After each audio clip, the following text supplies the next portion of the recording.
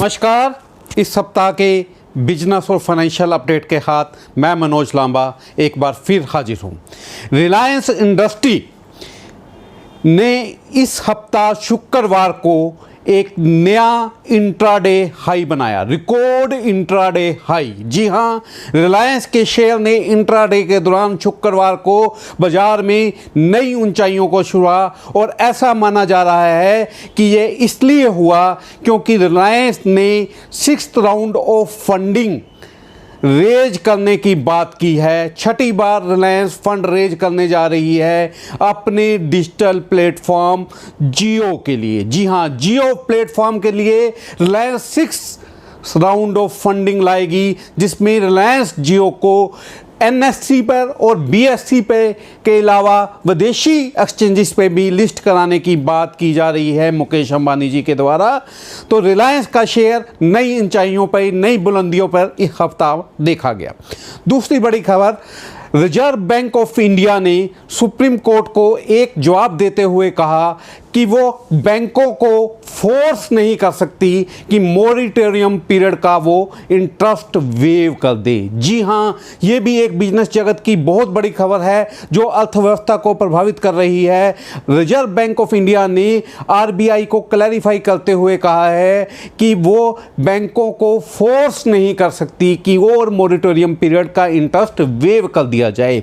अगर ऐसा किया जाता है तो इससे भारतीय बैंकों की फाइनेंशियल वायबिलिटी बुरी तरह प्रभावित होने की संभावना जताई जा रही है। साथ ही साथ डिपॉजिटर्स का पैसा भी संकट में आ सकता है, क्योंकि अगर इंटरेस्ट वेवर दिया जाता है तो यह राशि लगभग 2 लाख करोड़ रुपए होगी, जो भारतीय GDP का लगभग 1% है।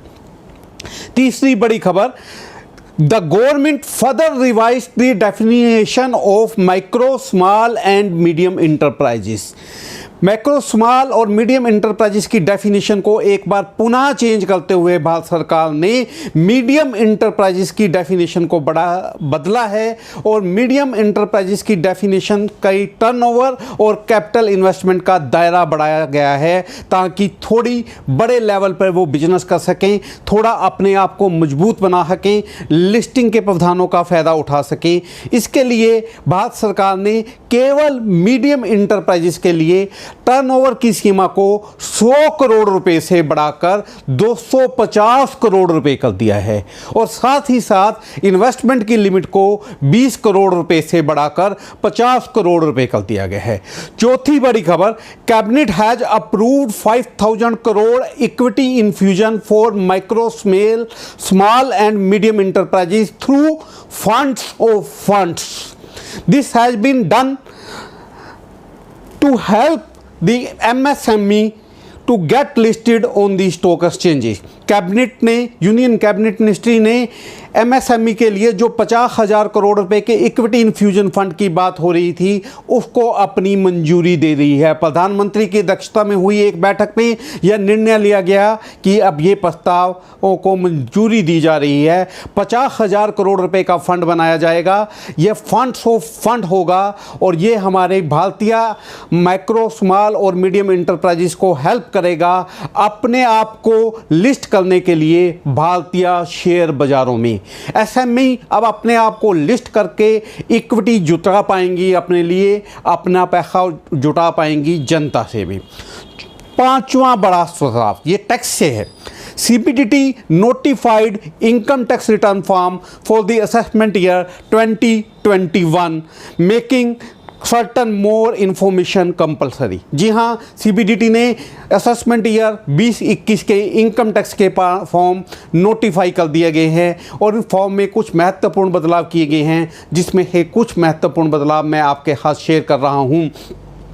इलेक्ट्रिसिटी बिल अगर आपका 1 लाख रुपए सालाना से ज़्यादा है तो आपको अपनी इनकम टैक्स रिटर्न अब कंपलसरी रूप से भरनी पड़ेगी। इसके अलावा अगर आप विदेश यात्रा के शौकीन हैं और आपने पिछले हाल में विदेश यात्रा की है और अपने ऊपर या किसी और व्यक्ति के ऊपर विदेश यात्रा में 2 लाख रुपए से ज़्यादा खर्च किए हैं तो ऐसे में भी आयकर विवरणी आपको कंपलसरी रूप से भरनी होगी। तीसरा, आपने अपने किसी भी करंट अकाउंट में पिछले साल में एक या एक से अधिक करंट अकाउंट में अगर 1 करोड़ रुपए से ज़्यादा की राशि जमा कराई है तो भी आपको अपनी रिटर्न कंपल्सरी रूप से भरनी होगी। इतना ही नहीं, अगर ये राशि आपने की है और ये राशि 1 करोड़ रुपया, 2 लाख रुपया या इलेक्ट्रिसिटी बिल के केस में 1 लाख रुपए से ज़्यादा है तो आपको ये राशि का ब्यौरा भी अपनी इनकम टैक्स रिटर्न भरते हुए देना होगा। इसी तरह से इनकम टैक्स ने फॉर्म 26 AS का नाम बदल के, जो पहले एनुअल टैक्स स्टेटमेंट होती थी, उसे भी बदलकर एनुअल इंफॉर्मेशन स्टेटमेंट कर दिया गया है। और एनुअल इंफॉर्मेशन स्टेटमेंट के अंतर्गत सभी प्रकार की स्पेसिफाइड फाइनेंशियल ट्रांजैक्शन की जानकारी, जो माना जा रहा है कि चाहे वो शेयर बाजार से संबंधित है, चाहे डेरिवेटिव मार्केट से संबंधित है, चाहे गोल्ड और ज्वेलरी से संबंधित है, चाहे रियल एस्टेट से संबंधित हाई वैल्यू ट्रांजैक्शंस हैं, वो आपकी अब एनुअल इंफॉर्मेशन स्टेटमेंट में दिखाई जाएंगी। और यह इंफॉर्मेशन जब किसी आयकर अधिकारी के पोजेशन में आएगी, उसके 3 महीने के अंदर ये इंफॉर्मेशन अपलोड करनी जरूरी होगी। इसके अलावा टैक्स की जुड़ी एक और खबर की बात करते हैं, जीएसटी की। जीएसटी काउंसिल की मीटिंग होने जा रही है अगले महीने, और जीएसटी काउंसिल की मीटिंग में इस बात पर विचार करने की संभावना है कि पिछले टाइम पीरियड की जो भी लेट फीस लग रही थी, जिसकी वजह है करदाताओं पर फाइनेंशियल बर्डन आ रहा था, जिसकी वजह है वो अपनी रिटर्न फाइल नहीं कर पा रहे थे, तो नेक्स्ट काउंसिल मीटिंग में लेट फीस माफ़ करने पर चर्चा हो सकती है। ये इस वक्त की जीएसटी की बड़ी खबर है कि नेक्स्ट काउंसिल मीटिंग में इस बात पर डिसीजन लिया जा सकता है कि पुराने पीरियड की जीएसटी की लेट फीस पर माफ़ी दी जा सकती है। इसके अलावा एक बड़ी खबर, वर्ल्ड बैंक ने कोविड-19 के चलते हेल्थ पर बहुत ज़्यादा फोकस हो गया था।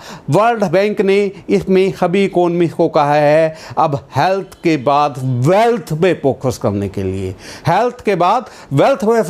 के लिए, वर्ल्ड बैंक ने सभी इकोनॉमिस्ट को एक चिट्ठी लिख के ये कहा है कि अब इकोनॉमिस्ट हेल्थ के साथ साथ वेल्थ पे भी फोकस करें। इसके बाद नितिन गडकरी, जो हमारे एमएसएमई मिनिस्ट्री के मिनिस्टर हैं, उन्होंने एक और गुरु मंत्र दिया है।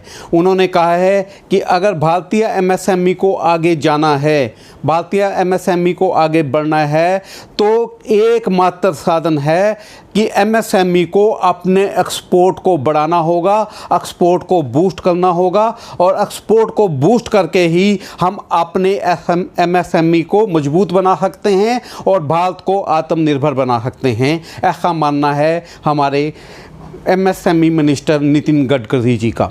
मोदी, हमारे माननीय प्रधानमंत्री श्री नरेंद्र मोदी जी ने अपना विजन शेयर किया है, getting growth back with Indian corporate. Modi ji ने एक खबर कर अपने इंडियन कॉरपोरेट से बात करते हुए ये कहा है कि किस प्रकार भारतीय अर्थव्यवस्था को दोबारा रफ्तार पकड़ी जा सकती है, कैसे उसको पटरी पे लाया जा सकता है, इसके लिए उन्होंने अपना विजन शेयर किया। ये थे इस हफ्ते के कुछ इम्पोर्टेंट फाइनेंशियल और बिजनेस अपडेट्स। इस तरह हम हर हफ्ते आपके लिए फाइनेंशियल और बिजनेस अपडेट्स लेके आते रहेंगे। बने रहिए मनोज लांबा के साथ। नमस्कार।